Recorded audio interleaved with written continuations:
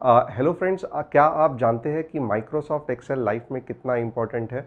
एक छोटे से दुकान से लेके एक एमएनसी कंपनी के बोर्ड रूम तक माइक्रोसॉफ्ट एक्सेल हर जगह पे यूज़ होता है। और बस इतना ही नहीं, अगर आप देखोगे तो एक छोटे स्कूल गोइंग बच्चे से लेके एक रिटायर्ड आदमी के लाइफ में भी माइक्रोसॉफ्ट एक्सेल उतना ही ज़रूरी है। मैं ये क्यों कह रहा हूँ, क्योंकि माइक्रोसॉफ्ट एक्सेल के बहुत सारे यूजेस है। और आप अगर देखोगे तो हर जगह पे माइक्रोसॉफ्ट एक्सेल लगता है। कौन कौन से चीज़ों पे माइक्रोसॉफ्ट एक्सेल लगता है? तो आप सेविंग्स की अपनी रिपोर्ट बना सकते हो, आप रिटायरमेंट प्लानिंग बना सकते हो। बस इतना ही नहीं, तो आप फोरकास्टिंग कर सकते हो, आप टेबल्स में बहुत सारा डेटा से चार्ट बना सकते हो, प्रेजेंटेशंस बना सकते हो, एनालिसिस कर सकते हो, जो आप बेहतरीन तरीके से अपने मैनेजमेंट को प्रेजेंट कर सकते हो। तो यही चीज़ अब हम देखने वाले हैं आज के इस हमारे कोर्स में, कि ये माइक्रोसॉफ्ट एक्सेल चीज़ है क्या और किस बेसिक तरीके से माइक्रोसॉफ्ट को हम इस्तेमाल कर सकते हैं। तो यहाँ पे सबसे पहले हम क्या करेंगे, तो ये कोर्स में जो छोटी छोटी चीज़ें हैं उसके बारे में देखेंगे। जैसे कि रिबन्स क्या होती है, होम टैब क्या होता है, रोज़ क्या होता है, कॉलम्स क्या होता है। तो मैं उन सभी लोगों से रिक्वेस्ट करूंगा कि जिनको माइक्रोसॉफ्ट एक्सेल नहीं पता, डेफिनेटली आप लाइफ में कुछ ना कुछ बड़ा चीज़ मिस कर रहे हो, तो ये कोर्स ज़रूर देखना, टोटली फ्री है। और जिनको ये पता भी है, जो ऑलरेडी कंपनीज में या अपने ऑफिसेज में या रोज़मर्रा की ज़िंदगी में माइक्रोसॉफ्ट एक्सेल यूज़ कर रहे हैं, बट कुछ ऐसे फंक्शंस हैं जो आपको अभी भी पता नहीं है। जैसे कि व्हाट्सएप में आप देखो, या वर्ड में देखो, या आप मोबाइल में भी देखो, कि बहुत सारी चीज़ रहती है जो हमें पता नहीं रहती है बट बहुत हेल्पफुल रहती है। तो ये कोर्स में हमने पूरी तरीके से छोटी से छोटी चीज़ जो बेसिक लोगों के लिए रिक्वायर्ड है वो हमने सिखाया है। तो वापस एक बार कहूँगा कि जो स्क्रीन पे आपको माइक्रोसॉफ्ट का एक्सेल का जो कोर्स दिखेगा, उसमें डेफिनेटली इनरोल करना और माइक्रोसॉफ्ट, जो कि लाइफ में बहुत ज़रूरी है, उसको सीखना। आप एक्सेल बिगिनर्स हो तो ये वीडियो आपको बहुत यूजफुल होने वाला है। तो कैसे? सबसे पहले तो मैं एक्सेल स्टार्ट करके दिखाऊंगा। एक्सेल के हर एक पार्ट को मैं एक्सप्लेन करूंगा। कुछ फॉर्मूलाज रहेंगे जो बेसिक लेवल पे या बिगिनर्स लेवल को पे आपको पता रहने चाहिए, वो भी मैं आपको बताऊंगा। चलिए सबसे पहले हम यहाँ पे एक्सेल स्टार्ट करते हैं। सबसे पहले करना क्या है, यहाँ पे आपको रन कमांड लेना है। आप रन कमांड से स्टार्ट कर सकते हैं। आप सर्च बॉक्स में डायरेक्टली एक्सेल टाइप करेंगे तो भी चलेगा। रन कमांड लेने के लिए आपको स्टार्ट और आर बटन प्रेस करना है, यानी विंडो की प्लस आर। विंडो की प्लस आर स्क्रीन पे मैं आपको दिखा रहा हूँ, और उसके बाद आपको यहाँ पे एक्सेल टाइप करना है। एंड एक्सेल जैसे आप टाइप करोगे, एंटर करोगे, एक्सेल शुरू हो जाएगा दोस्तों। तो जैसे एक्सेल शुरू करूंगा, आपके सामने ये स्क्रीन का लेआउट आ जाएगा। इस तरह की स्क्रीन आ जाएगी। अगर आपका एक्सेल 2013 है, 16 है और 10 है तो थोड़ा बहुत चेंजेस रहेगा उसमें। लेकिन यहाँ पे 13 और 16, क्योंकि एक्सेल के अलग अलग वर्जन है, जो भी वर्जन आप यूज़ करते होगे डोंट वरी। जो मैं टिप्स या ट्रिक्स एक्सेल की बेसिक बिगिनर लेवल की बताने वाला हूँ, वो सभी वर्जन में आपको यूज़फुल रहेगी। इसीलिए मैं कौन सा वर्जन यूज़ करता हूँ इससे कोई फ़र्क नहीं पड़ने वाला। आप कौन सा वर्जन यूज़ करें इससे भी कोई फ़र्क नहीं पड़ने वाला। बस आपको एक्सेल के अंदर जितनी भी चीज़ें मैं यहाँ पे पढ़ाने वाला हूँ वो उस वर्जन में काम आएगी। और नहीं आ रही है, उस वर्जन में नहीं दिखाई दे रही है, तो मैं आपको बताऊंगा कि वो चीज़ें उस वर्जन में नहीं है। कौन सी है? ऐसी कुछ चीज़ें हैं जो कि पुराने वर्जन में नहीं है, लेकिन मैं आपको बताऊंगा। फिलहाल तो आपको यहाँ पे बताओ कि स्क्रीन में आपको लेफ्ट साइड में जो रिसेंट फाइल दिखाई दे रही है, ये मैंने बनाई हुई फाइल है। जैसे मैं अलग अलग एक्सेल के डेटा पे काम करता हूँ, तो उसमें जितनी भी फाइल मैं सेव करता हूँ वो यहाँ पे आ जाती है रिसेंट फाइल के अंदर। राइट, रिसेंट फाइल का बॉक्स आपको दिखाई दे रहा है। इसके बाद आपको ब्लैंक वर्कबुक दिख रहा है, और उसके बाद माइक्रोसॉफ्ट ने आपको कुछ ऑलरेडी फॉर्मूला ट्यूटोरियल से रिलेटेड पहले से कुछ शीट्स दी है, प्री फॉर्मेटेड शीट्स है, यहाँ से आप ले सकते हैं। उसके ऊपर आप यहाँ पे भी देख सकते हैं business, personal, planner and trackers, list, budgets, ऐसे बहुत सारे माइक्रोसॉफ्ट ने दिए हुए रेडीमेड वर्कबुक्स है। तो एक्सेल की फाइल को वर्कबुक्स बोलते हैं, ये तो आपको समझ में आया होगा।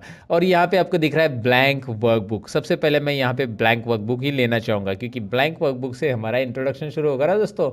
अब यहाँ पे आपको ये स्क्रीन जो दिखाई दे रही है, ये एक्सेल का लेआउट है। एक्सेल की स्क्रीन ऐसी रहेगी। और एक्सेल के अंदर अभी डिटेल में जान लेते हैं कि क्या क्या किसको बोलते हैं।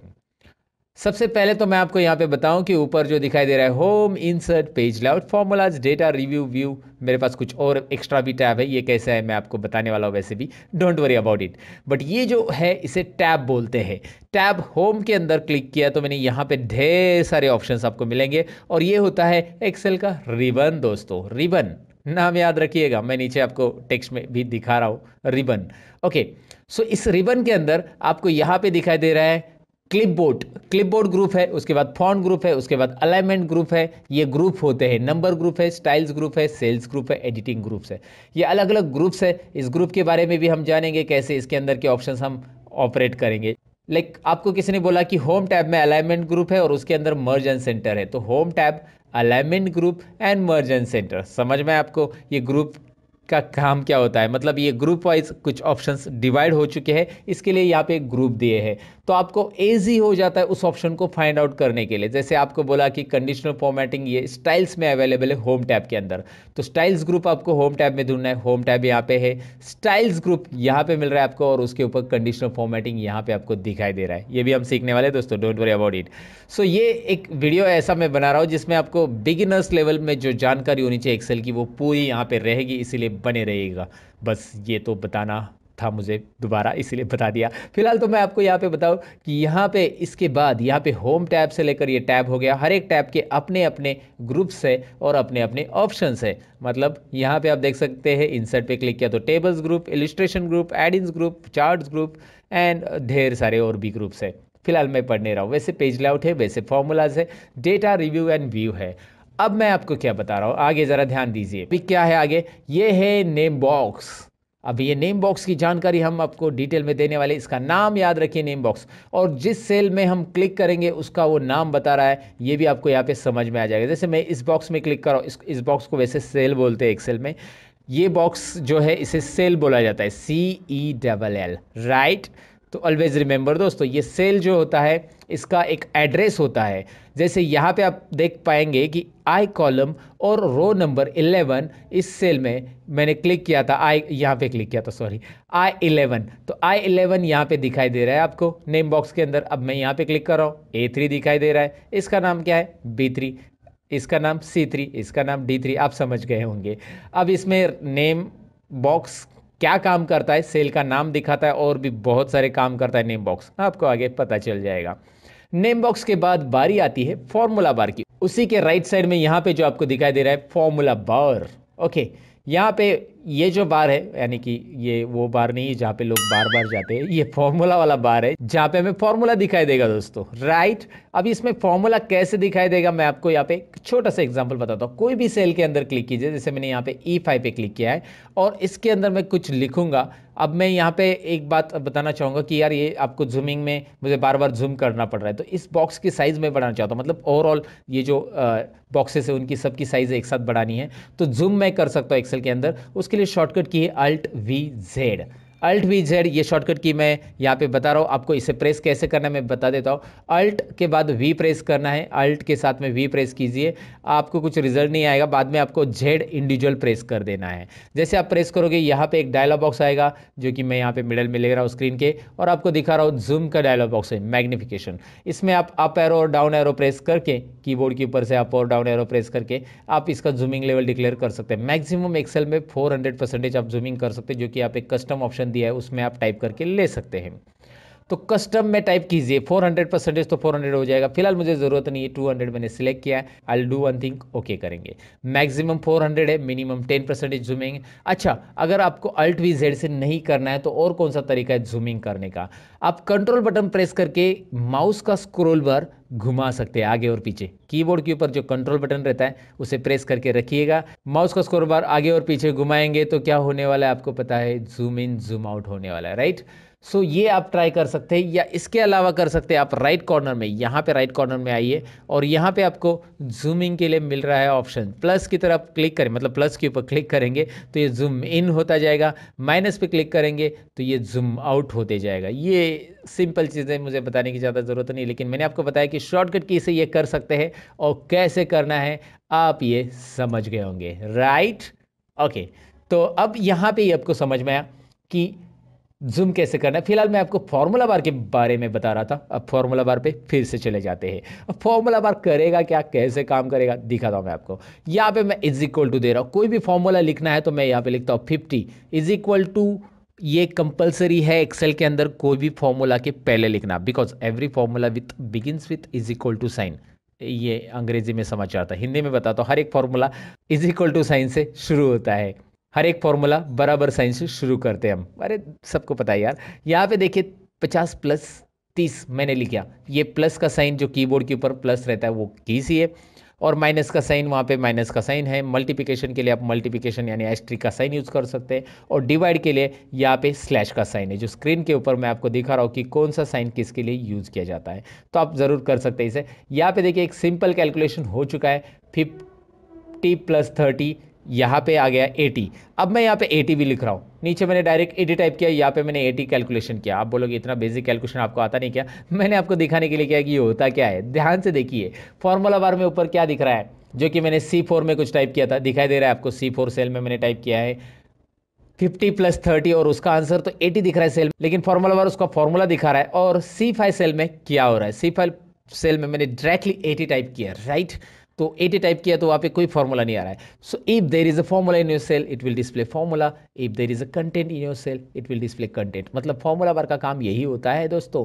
यहाँ पे देखिए फॉर्मूला है तो फॉर्मूला दिखा रहा है, यहाँ पे देखिए सेल में कंटेंट है तो कंटेंट दिख रहा है, टेक्स्ट है तो टेक्स्ट दिखाई देगा। और यहाँ पे नोटिस कीजिए जब आप टेक्स्ट टाइप करेंगे तो वो लेफ्ट अलाइनमेंट में ऑटोमेटिक आएगा, जो भी टेक्स्ट आप टाइप करो। जैसे मैंने यहाँ पे टाइप किया लर्न मोर, तो ये आपको ये थोड़ा सा कॉलम की साइज में बढ़ाना बताऊंगा आपको आगे, लेकिन यहाँ पे दिख रहा है ये लेफ्ट साइड में रहेगा और ये रहेगा राइट साइड में। टेक्स्ट हमेशा लेफ्ट साइड में अलाइन करता है और नंबर हमेशा राइट में अलाइन करता है, लेकिन हम उसे अलाइन चेंज कर सकते हैं, left to right, right to left कर सकते हैं।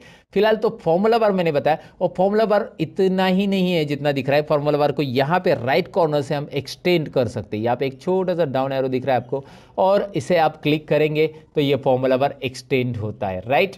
ओके यहाँ पे क्लिक करेंगे, एक्सटेंड मतलब थोड़ा सा फॉर्मूला बार आपको बड़ा दिख रहा है ना। जब ज़रूरी है, जब बहुत बड़ा फॉर्मूला आप लिख रहे हैं, तब जाके ये फॉर्मूला बार को एक्सटेंड करने की ज़रूरत आपको पड़ सकती है, जो कि वो लाइन में नहीं बैठा तो वो नीचे की लाइन में आ जाएगा अगर आप वहाँ पे क्लिक करते हो तो, राइट। ओके सो ये इंट्रोडक्शन के बाद आगे बढ़ते हैं। यहाँ पे मैं आपको बताऊँ कि these are the columns of Excel. ये जो है ABCDEFGHIJKLMNOPPQRSTUVWXYZ, मैं गाना नहीं गा रहा हूँ, ये कॉलम से एक्सेल के। और जेड तक ही नहीं है, आप देखेंगे आगे भी कॉलम है, AB AC AD समझे, AD I mean AD column का नाम है। वैसे ही A to Z हो जाएगा, फिर BA आ जाएगा, BB भी आ जाएगा दोस्तों, BB BC BD, वो बीड़ी नहीं जो पीने वाली है। Okay I am just joking, but आपको मैं बता रहा हूँ कि यहाँ पे बहुत सारे हैं, बहुत सारे BF भी कॉलम है, BG है। और आपको मैं बताऊँ कि ऐसे आप राइट एरो प्रेस करने से अच्छा कंट्रोल और राइट एरो प्रेस करो, डायरेक्टली लास्ट कॉलम पे आ जाएंगे। लास्ट कॉलम को जंप करने के लिए कंट्रोल राइट एरो, और फर्स्ट कॉलम को जंप करने के लिए control left arrow, right control right left, right left. अब ये जो राइट प्रेस करने के बाद ये लास्ट कॉलम जो आ रहा है वो है टोटल काउंटिंग। अगर हम करेंगे, वैसे मैं आपको डायरेक्टली बता रहा हूँ, काउंटिंग करने की जरूरत नहीं, आपको बैठना नहीं काउंटिंग के लिए, या ड्रैग भी नहीं करना कोई नंबर्स। 16,384 टोटल कॉलम्स एक्सेल में रहते, इतने सारे रिकॉर्ड्स हम वर्टिकली रख सकते हैं। लेकिन मैं आपको बताऊँ क्या कि ये रिकॉर्ड्स एक्सेल के अंदर के जो होते हैं ना, इतने भी हमें कम पड़ते हैं। बड़े बड़े कंपनी का जब डेटा आता है, जैसे कोई मल्टीनेशनल कंपनी का डेटा है, बैंकिंग का डेटा है, बैक ऑफिस का डेटा है, तो एक्सेल वहाँ पे एक्सेल का थोड़ा सा ड्रॉबैक है। फिलहाल तो मैं आपको बताऊं कि कंट्रोल लेफ्ट और कंट्रोल राइट एरो से हमने यहाँ पे जंप किया था लास्ट कॉलम में, फर्स्ट कॉलम से लास्ट कॉलम, 16,384 टोटल कॉलम से एक्सेल में, ABCD से लेकर ऐसे। और ऐसे ही आप डाउन एरो प्रेस करोगे तो आपको रोज मिलेंगे ढेर सारे, जो कि आपको दिखाई दे रहा है स्क्रॉल होते जा रहे हैं। लेकिन अभी मुझे लास्ट रो पे जाना है तो मैं थोड़ी डाउन एरो प्रेस करते रहूँगा कीबोर्ड का, मैं कंट्रोल और डाउन एरो प्रेस करूँगा। जी हाँ, control down arrow directly last row, control up arrow directly first row, control down arrow 10,48,576, 10,48,576, इतने सारे रोज है दोस्तों। ओ माय गॉड, इतने सारे रोज, इतने सारा डेटा हम रख सकते हैं। अगर आपका कोई छोटा मोटा डेटा है तो you can easily enter it, but आपका जब बड़ा डेटा आता है तो एक्सेल के अंदर मैं आपको बताऊं कि 1 लाख रो रखने के बाद और उसके ऊपर फॉर्मूला अप्लाई करने के बाद एक्सेल सपोर्ट नहीं करता है। ये एक एक्सेल का कड़वा सच है दोस्तों। जी हाँ, 10 लाख रोज यहाँ पे है, आप 10 लाख का रिकॉर्ड रख सकते हैं, लेकिन जब आप कोई भी 10 लाख सेल्स पे अगर फॉर्मूला अप्लाई करने जाएंगे, you will not get proper result, because वो फाइल बहुत हेवी हो जाती है और एक्सेल हेवी फाइल को सपोर्ट नहीं कर पाता है। इसीलिए तो एक्सेल ने 2010 में ये बातें ध्यान में रखी और 2010 के ऑफिस के लिए 2010 से आगे जितना भी वर्जन है, 10, 13, 16 वर्जन जो है या 19 वर्जन है, उसके लिए पावर पाइवोट ये लॉन्च किया गया है। पावर पाइवोट यहाँ पे आपको एक मेनू दिख रहा है, पावर पाइवोट। इसके बारे में मैं वीडियो बनाने वाला हूँ, आप इंटरेस्टेड हो तो पावर पाइवोट आगे देखिएगा, लेकिन ये थोड़ा सा एडवांस लेवल या एडवांस एक्सेल के पार्ट में आता है। तो ये जहाँ पे डेटा बहुत बड़ा आता है, फॉर्मूले लगते हैं, तो एक्सेल वहाँ पे आपको सपोर्ट नहीं करता है, तो इसलिए उन्होंने पावर पाइवोट बनाया जहाँ पे आप अलग फॉर्मूलाज यूज़ करके एक्सेल के अंदर पावर पाइवोट में काम कर सकते हैं। फिलहाल वो बातें तो साइड में रहने दो, हम सीख रहे हैं यहाँ पे कि एक्सेल में इतने सारे रोज रहते हैं, 10,48,576, और पहला रो है हमारा यहाँ पे दिख रहा है control up and down arrow, control right and left arrow. ये जो शॉर्टकट कीज मैं बता रहा हूँ ना, इससे प्रैक्टिस कीजिएगा दोस्तों। हेलो फ्रेंड्स, यहाँ पे अगर आप देखोगे तो 10 लाख रोज मिलते हैं और 16,000 के लगभग आपको कॉलम्स मिलते हैं। बट क्या हमें इतना ज़्यादा डेटा यूज़ करने की ज़रूरत है? तो मोस्ट ऑफ द टाइम अगर आप देखोगे तो स्टूडेंट्स हो या ऑफिस गोइंग वर्क प्रोफेशनल हो, तो इतना डेटा ज़रूरी नहीं रहता है। बट येस, कुछ कुछ सेक्टर्स में जैसे कि बैंकिंग, जहाँ पे हम बहुत सारा डेटा स्टोर करते हैं, उन लोगों के लिए एक्सेल बहुत ज़रूरी है। आगे आप ये भी देखोगे कि एक्सेल्स का इतना बड़ा डेटा जब हम स्टोर करते हैं तो उसकी लिमिटेशंस क्या होती है। तो आगे वीडियो में बने रहिए और ध्यान दे के सुनना, क्योंकि यहाँ पे हम पूरे बेसिक एक्सेल की चीज़ें कवर करने वाले हैं।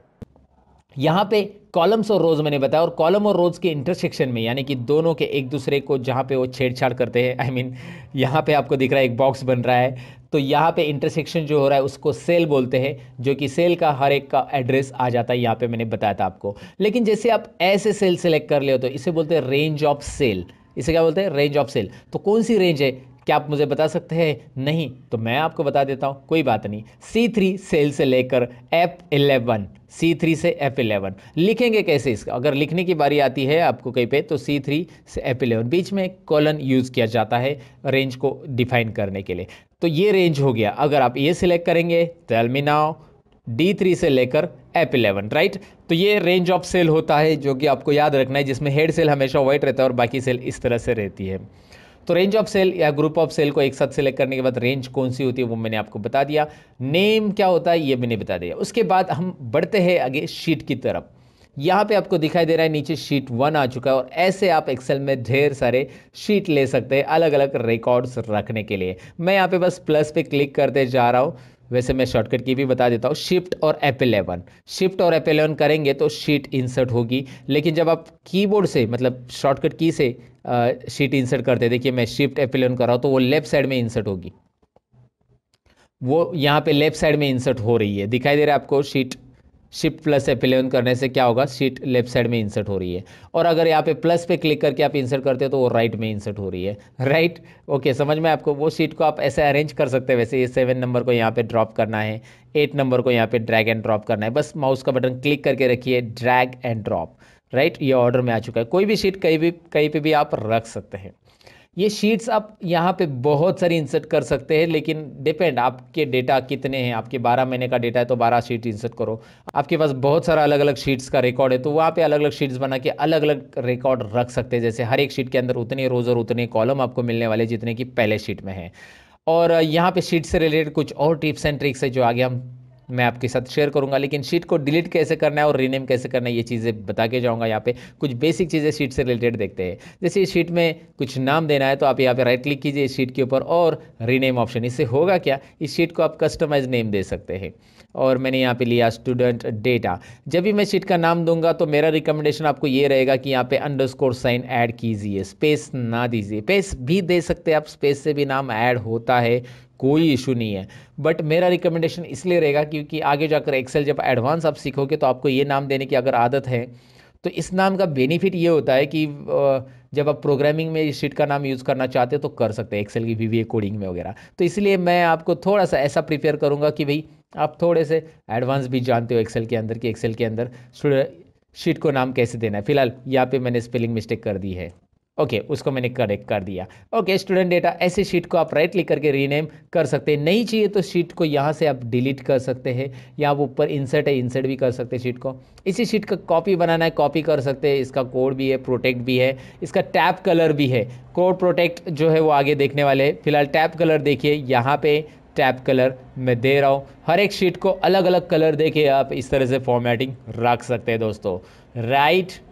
सो ये तो चीज़ें आपको समझ में आई कि शीट कैसे इंसर्ट करते हैं, डिलीट कैसे करना है। लेकिन एक बात मैं यहाँ पे बताना चाहूँगा, शीट के अंदर मैंने कुछ कंटेंट लिखे हैं and after that I am going to delete this sheet. Right now I am going to delete, so it will show you one message. एक शीट का मैसेज आ रहा है, Microsoft Excel will permanently delete this sheet, do you want to continue.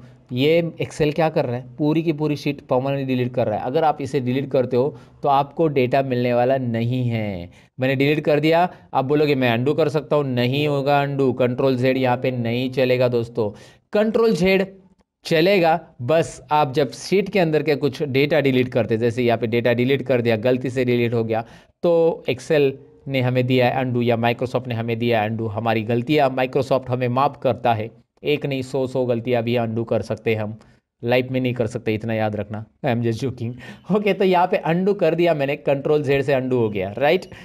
तो sheet के अंदर का data delete हो गया तो कोई बात नहीं, लेकिन शीट डिलीट हो गई तो वो अंडू नहीं होती, इसीलिए उसका डेटा चाहिए या नहीं चाहिए वो आपको कंफर्म करना है। यहाँ पे परमानेंट डिलीट हो रहा है, परमानेंट डिलीट तो आप समझ गए होंगे, राइट। तो आपको यहाँ पे शीट डिलीटेशन के बारे में एक चीज़ मुझे बतानी थी, मैंने बता दी। शीट प्रोटेक्शन और बाकी सारी चीज़ें जो है शीट से रिलेटेड आगे सीखने वाले हैं। इंट्रोडक्शन में आगे मैं आपको बताऊंगा कि एक्सेल की स्क्रीन को आपको छोटा करना है तो उसके लिए, मतलब रिस्टोर करना है स्क्रीन को, तो उसके लिए शॉर्टकट की मैं बता रहा हूँ, अल्ट स्पेस और आर बटन प्रेस कीजिए। देखिए alt space R, alt space X, interesting है, अल्ट स्पेस आर स्मॉल हो गया, अल्ट स्पेस एक्स। इस तरह से एक्सेल की स्क्रीन को आप छोटा बड़ा कर सकते हैं। ये शॉर्टकट कीज एक इंपॉर्टेंट है जो कि मैंने आपको बता दी। यहाँ पे आगे चलते हैं अभी डेटा के ऊपर और काम करते हैं कुछ एक्सेल के अंदर, साथ में उसकी फाइल कैसे सेव होती है, कौन कौन से फॉर्मेट में सेव किया जाता है, ये चीज़ें भी हम यहाँ पे देखते हैं यहाँ पे। उसके अलावा फॉर्मेट पेंटर क्या काम का होता है मैं आपको बता देता हूँ। कॉपी पेस्ट तो जनरली सबको आता है, कट पेस्ट भी जनरली पता रहता है, लेकिन फॉर्मेट पेंटर जनरली सब लोगों ने वहाँ पे देखा रहता है लेकिन नहीं आता है। तो मैं आपको बता देता हूँ करना क्या है। यहाँ पे सपोज आपने कोई फॉर्मेटिंग की और यही जो फॉर्मेटिंग का बैकग्राउंड या फिर इसे बोल्ड किया है, आपने अंडरलाइन किया है, यही टाइटल का फॉर्मेटिंग आप इसे भी करना चाहते हैं ऊपर, या ऊपर के पूरे रो को, ये रो को करना चाहते हैं, तो करना क्या है, कर्सर आपका इसी पे रहेगा जिस पे फॉर्मेट किया है उस पे कर्सर रखो, फॉर्मेट पेंटर पे क्लिक करो। फॉर्मेट पेंटर पे जैसे आप क्लिक करोगे, look at here, format painter पे मैंने क्लिक किया और जैसे क्लिक करोगे माउस पॉइंटर पे पर ध्यान दीजिए, ब्रश के साथ आ रहा है।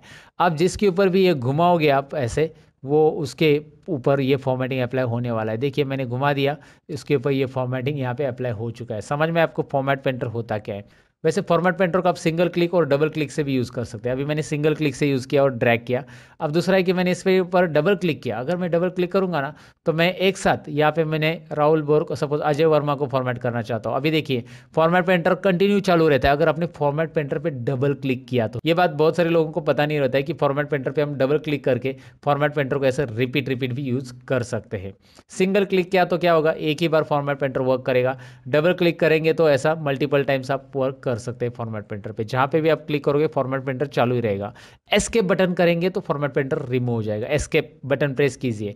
देखिए मैं दोबारा बता देता हूं, आपको यहाँ पे क्लिक करना है, फॉर्मेट पेंटर सिंगल क्लिक किया और आपने जिस नंबर पे, मैं यहाँ पे ड्रैग करा फिलहाल, तो वो उतना फॉर्मेट हो रहा है। फिर से फॉर्मेट पेंटर, माउस की तरफ ध्यान दीजिए, अभी प्लस साइन आ रहा है, फॉर्मेट पेंटर नहीं आ रहा है। अगर मैं इस पर क्लिक करके डबल क्लिक करता हूँ फॉर्मेट पेंटर पे, now I can click here, here I can drag here also. तो एक साथ मल्टीपल सेल्स को फॉर्मेट करने के लिए आप फॉर्मेट पेंटर पे डबल क्लिक कीजिएगा। है ना इंटरेस्टिंग। फिलहाल मैं अंडू कर देता हूँ। अंडू पता है ना, कंट्रोल जेड अंडू, अंडू, और रीडू करने के लिए control Y, undo and redo. Undo and Pandu नहीं होता है दोस्तों, अंडू एंड रीडू होता है, याद रखिए। अंडू पांडू तो नाना पाटेकर जी बोलते हैं, अंडू पांडू समझा क्या। ओके मैं जस्ट जोक कर रहा हूँ। फिलहाल तो आपको मैं बताऊँ कि ये फॉर्मेट पेंटर तो आपको समझ में आया होगा। बोल्ड इटैलिक अंडरलाइन मुझे बताने की जरूरत नहीं। ऑल बॉर्डर्स के बारे में मैंने बताया आपको कैसे करते हैं, या पे कलर्स वगैरह कैसे फिल करना है वो भी हमने देख लिया।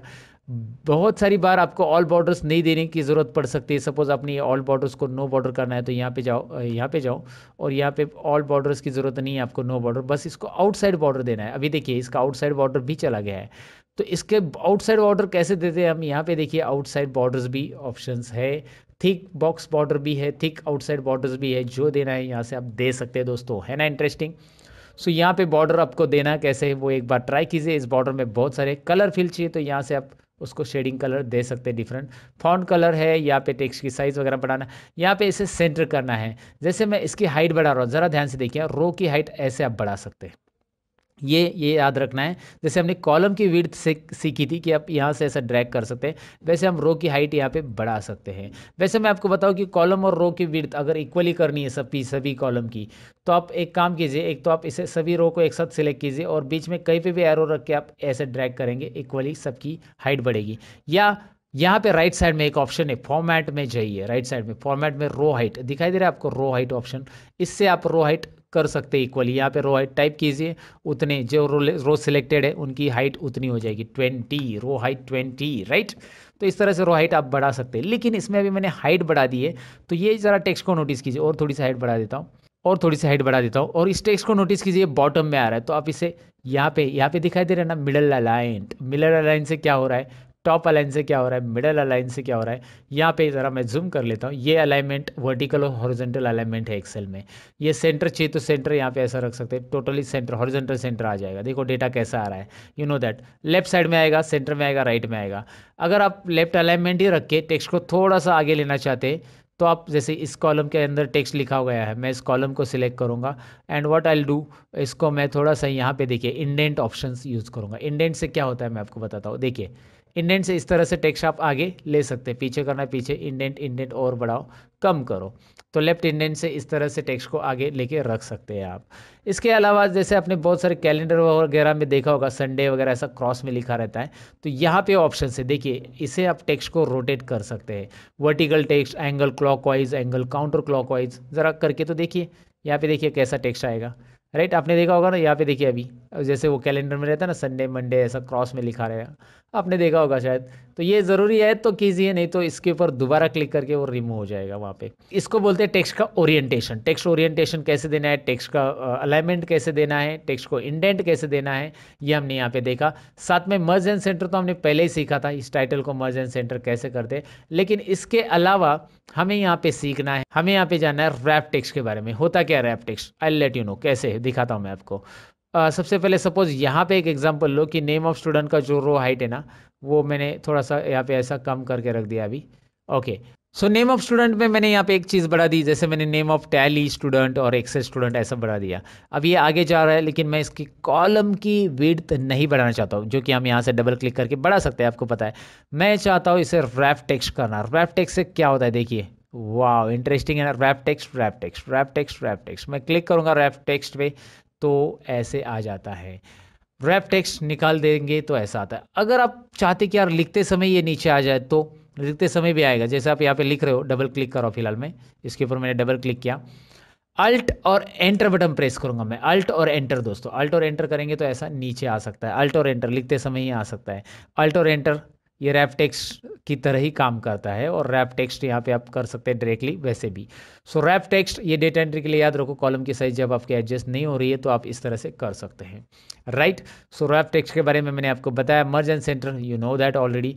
अब अच्छा एक बात और, यहाँ पे अगर मैं डेटा के अंदर, वैसे डेटा के अंदर बहुत सारी चीज़ें, लेकिन मैं यहाँ पे नीचे लिखते जाऊँगा डेटा, तो ऊपर हेडिंग तो चला गया मेरा, तो मुझे ये नहीं पता चलेगा कि यार ये सब्जेक्ट 1 है, 2 है या 3 है। बार बार मुझे ऊपर जाके देखना पड़ेगा ना सब्जेक्ट, अगर मैं नीचे लिखते जा रहा हूँ तो ऐसे समय में मैं चाहता हूँ कि ये ऊपर के 2 रो जो है, ये एक और ये 2 रो, ये ऊपर फिक्स रहे और परमानेंट रहे, फ्रीज रहे, उसको फ्रीज बोला जाता है एक्सेल में। तो उसके लिए हमें करना क्या है, तो यहाँ पे कर्सर रखना है 3 नंबर रो पे। कर्सर कहाँ पे रखा है मैंने, देखिए मुझे जो रो लॉक करना है उसके नीचे के रो पे कर्सर रखना है, मुझे ऊपर के रो फिक्स करने हैं। उसके लिए एक व्यू में ऑप्शन दिया है, ज़रा इसे ध्यान से देखिए। व्यू के अंदर यहाँ पे एक फ्रीज पेन्स ऑप्शन है, फ्रीज पेन्स।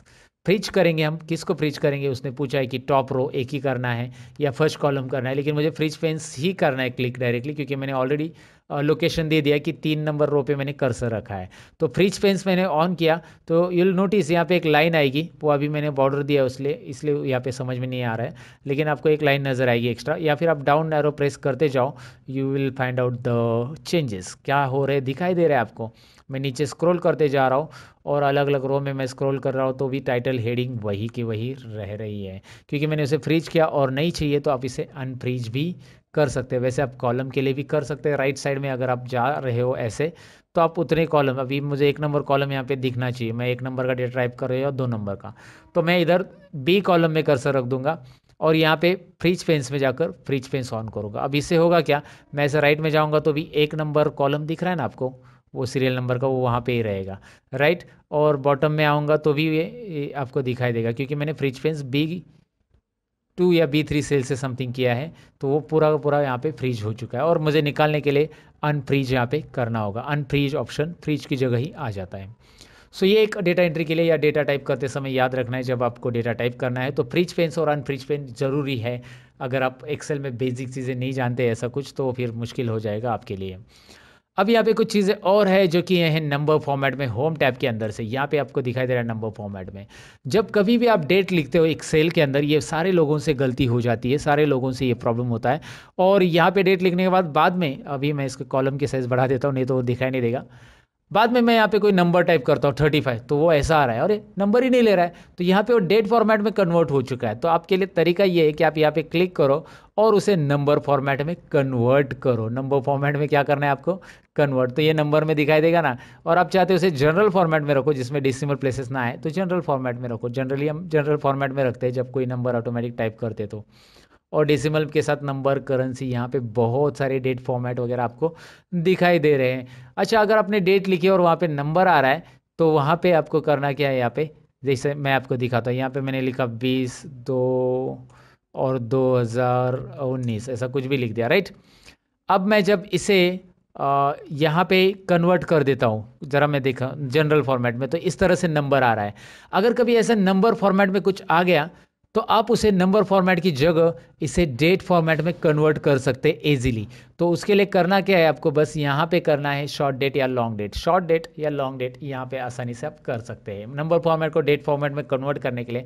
वैसे मैं आपको शॉर्टकट की बताऊँ तो कंट्रोल-शिफ्ट यहाँ पे हैश, ये आप डेट फॉर्मेट में कन्वर्ट कर सकते हैं। कंट्रोल-शिफ्ट 1 नंबर फॉर्मेट में हो जाता है, कंट्रोल-शिफ्ट 2 टाइम फॉर्मेट में हो जाएगा, कंट्रोल-शिफ्ट यहाँ पे जनरल फॉर्मेट में होगा, कंट्रोल-शिफ्ट 1 2 3, ये याद रखिए 1 2 3 कंट्रोल शिफ्ट के साथ ये अलग अलग फॉर्मेट में आपको कन्वर्ट करने के लिए देता है, राइट।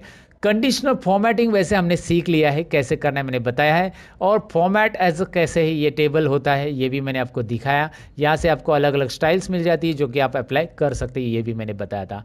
इंसर्ट में यहाँ पे इंसर्ट शीट रोज भी आता है, जैसे आप यहाँ पे रो इंसर्ट करना चाहते हो तो मैंने वैसे भी आपको बताया है। रो कंट्रोल+ से इंसर्ट होता है, कंट्रोल- से डिलीट होता है। यहाँ से भी इंसर्ट और डिलीट ऑप्शन है आपके लिए। और फॉर्मेट में यहाँ पे रो और कॉलम की साइज़ एडजस्ट करने के लिए है ही। कैसे करना है मैंने सारी चीज़ें यहाँ पे बता दी है आपको। और ऊपर से मैंने आपको बताया था कि क्लियर में जाकर क्लियर फॉर्मेट से क्या होगा। देखिए यहाँ पे फॉर्मेटिंग अगर नहीं चाहिए तो आप क्लियर कर सकते हैं, मुझे नहीं चाहिए फॉर्मेटिंग, सो क्लियर में जाइए, क्लियर फॉर्मेट्स, फॉर्मेट जाएगा। क्लियर ऑल मतलब पूरा क्लियर हो जाएगा। क्लियर कंटेंट्स मतलब खाली कंटेंट और कमेंट लिखी होगी या हाइपरलिंक दिया रहेगा तो वो क्लियर हो जाएगा। क्लियर ऑल कर दूंगा मैं तो इस तरह से हो रहा है, राइट। सो क्लियर कंटेंट करना है तो कंटेंट कीजिएगा, इस तरह से आप इसे क्लियर कर सकते हैं, राइट। और फिल सीरीज़ के बारे में तो मैंने बताया था स्टार्टिंग में कि आप फिल सीरीज़ कैसे कर सकते हैं। यहाँ पे भी है फिल सीरीज़ ऑप्शन की, डाउन फिल कैसे होगा ऑटोमेटिकली वो दिया है वहाँ पे। और यहाँ पे फाइंड एंड रिप्लेस भी ऑप्शन है, जहाँ से रिप्लेस मतलब वर्ड चेंज करना। जैसे आपको लगता है कि यार यहाँ पे मैंने एक वर्ड टाइप किया जिसमें सब रॉन्ग है, मतलब एक वर्ड आपने 10 बार लिखा है, तो जैसे सब की जगह मुझे सब्जेक्ट ये वर्ड पूरा चाहिए था, तो मैं यहाँ पे सब लिखूंगा और यहाँ पे सब्जेक्ट लिखूंगा। देखिए मैंने क्या किया है, मुझे पूरा वर्ड चाहिए था, सब की जगह सब्जेक्ट लिखना चाहिए, तो यहाँ पे सब लिखा है मैंने, तो सब्जेक्ट 1 2 3 4 आना चाहिए, जो भी सब्जेक्ट है वैसे। तो किया है फाइंड आउट में सब, रिप्लेस विथ में सब्जेक्ट और रिप्लेस ऑल पे click. Now you can see replacement क्या काम करता है। सो फाइंड एंड रिप्लेस भी है, कोई वर्ड ढूंढना है तो फाइंड कर सकते हैं और यहाँ से आप फाइंड डायलॉग बॉक्स आपको मिल जाता है। तो ये मैंने होम टैब यहाँ पे कवर करने की कोशिश की है कि कैसे कुछ करना है, एक्सेल के अंदर क्या क्या चीज़ें होती है। यहाँ पे मैंने डिटेल में एक्सप्लेन करने की कोशिश की है। ये एक्सेल बिगिनर्स के लिए वीडियो है दोस्तों, और इसमें प्रिंटिंग लास्ट ऑप्शन है हमारा, और प्रिंटिंग हम देखते हैं प्रिंट कैसे किया जाता है एक्सेल के अंदर, and then will finish it. Print करने के लिए control P, right, control P किया तो यहाँ पे प्रिंट आ जाता है, ऐसा ऐसा प्रिंट आ रहा है। एक काम करते हैं, मैं यहाँ पे ज़रा थोड़ा सा डेटा को अरेंज कर देता हूँ। पहले प्रिंट करने के लिए यहाँ पे मैं डेटा को एक काम कर देता हूँ, पूरा नॉर्मल जैसे डेटा था पहले, जैसा रखा था डेटा मैंने वैसे लाता हूँ यहाँ पे। उसके लिए करना क्या है, बस आपको कंट्रोल जेड ही तो बटन प्रेस करते जाना है। कंट्रोल जेड बटन प्रेस करते जाएंगे तो यहाँ पे आपको डेटा मिल जाएगा। मैंने अंडू कर दिया पूरा का पूरा। फिलहाल इस चार्ट की मुझे ज़रूरत नहीं, मैं इसे डिलीट कर देता हूँ, और यहाँ पे लिखा हुआ एक्स्ट्रा कंटेंट भी मैं डिलीट करता हूँ। अब देखिए मैं कंट्रोल पी करूँगा तो यहाँ पे आपको ये प्रिंट में बॉर्डर के साथ, मैंने बॉर्डर दिया है इसको, इसलिए बॉर्डर के साथ आ रहा है। अगर आपने बॉर्डर नहीं दिया तो बॉर्डर नहीं आएगा, आपको मैंने स्टार्टिंग में बताया था। अब यहाँ पे मैं आपको बताऊँ कि चलो कंट्रोल पी में हम इसमें आ चुके हैं, कंट्रोल पी स्क्रीन के अंदर यहाँ पे। लेकिन आपको दिखाई दे रहा है कि यार काउंट तक ही डेटा आ रहा है, काउंट तक, काउंट के आगे भी डेटा है मेरा। यहाँ पे देख सकते हैं ना एक्सेल में काउंट के आगे भी है, लेकिन यहाँ पे एक डॉटेड लाइन आ रही है जो कि पिन की बाउंड्री या पेज की साइज़ बता रही है कि पेज यहाँ तक ही है, डॉटेड लाइन। ये कंट्रोल पी बटन प्रेस करने के बाद आपके भी एक्सेल में दिखाई देगी कि यहाँ तक का ही प्रिंट होगा। तो आगे का डेटा का क्या, मैं इसको डबल क्लिक करके एडजस्ट कर सकता हूँ, या कंट्रोल ए करके, कंट्रोल ए और यहाँ पे alt H O I press का तो auto fit column width, column की विड्थ जो है ऑटोमेटिक जितनी रिक्वायर्ड है उतनी आ जाएगी। तो कंट्रोल पी करो, अभी एवरेज तक डेटा आ गया है। चलिए एवरेज में भी थोड़ा सा काम कर देते, हम यहाँ पे प्रिंटिंग के लिए और थोड़ा सा काम सेटल करना पड़ेगा हमें डेटा को प्रॉपरली। डेसिमल प्लेसेस हम यहाँ पे कम कर देते हैं, और यहाँ पे भी अल्ट एच ओ आई करने के बाद ये भी कम हो गया। अब आपको दिखाई दे रहा है रिजल्ट 1 रिजल्ट 2 तक आ रहा है, ग्रेड नहीं आ रहा है। तो ऐसे में क्या करेंगे हम आगे, हमें इसे एक ऑप्शंस यहाँ पे मिल जाता है, और यहाँ पे है पोर्ट्रेट की जगह आप इसे लैंडस्केप कीजिए। लैंडस्केप करते ही पेज का हॉरिजेंटल व्यू आ जाएगा, और यहाँ पे जितने चाहे और कॉलम आपकी मर्जी और भी ऐड कर सकते हैं। लेकिन आप चाहते हैं कि नहीं नहीं नहीं, लैंडस्केप में रो कम आएंगे, पोर्ट्रेट ही चाहिए, वर्टिकली डेटा चाहिए, तो रखिए यहाँ पे एक ऑप्शन है राइट कॉर्नर में, शो मार्जिन, ये दिख रहा है आपको मार्जिन ऑप्शंस। तो इस पे क्लिक कीजिए, शो मार्जिन्स लाइन आएगी, और इसे थोड़ा बहुत एडजस्ट कर सकते हैं आप, ऐसे इस मार्जिन को कम कीजिए, वो ग्रेड अंदर आ जाएगा। हेलो फ्रेंड्स, यहाँ पे आपने देखा होगा कि एक्सेल लाइफ में कितना ज़रूरी है, कैसे हम अपने बेसिक ज़रूरतें एक्सेल से पूरे कर सकते हैं। और एक्सेल के अंदर भी हमने देखा, हमने होम टैब सीखा, हमने एक्सेल की सारी खासियत जो कि बेसिक लेवल पे है वो देखी। बट अब यहीं पे हमें रुकना नहीं है कि ये तो जस्ट शुरुआत है। एक्सेल अगर हम ठीक तरीके से सीखेंगे तो definitely it will be a life changing moment in our life. मैं ये ऐसे क्यों कह रहा हूँ, क्योंकि एक्सेल से आप बहुत सारे फील्ड में अच्छी तरीके से आगे बढ़ सकते हो। फॉर एग्जाम्पल, अगर आपको बॉस को कुछ डेटा प्रेजेंट करना है, चार्ट्स पे ठीक तरीके से प्रेजेंट करना है, आपको मैनेजमेंट के सामने कुछ नंबर्स एक्सप्लेन करने हैं, क्योंकि सिर्फ नंबर से कुछ नहीं बनता। जब आप उसको ठीक तरीके से लाइन चार्ट, बार चार्ट में दिखाएंगे, तब जो आपका मैनेजमेंट के सामने इंप्रेशन बनेगा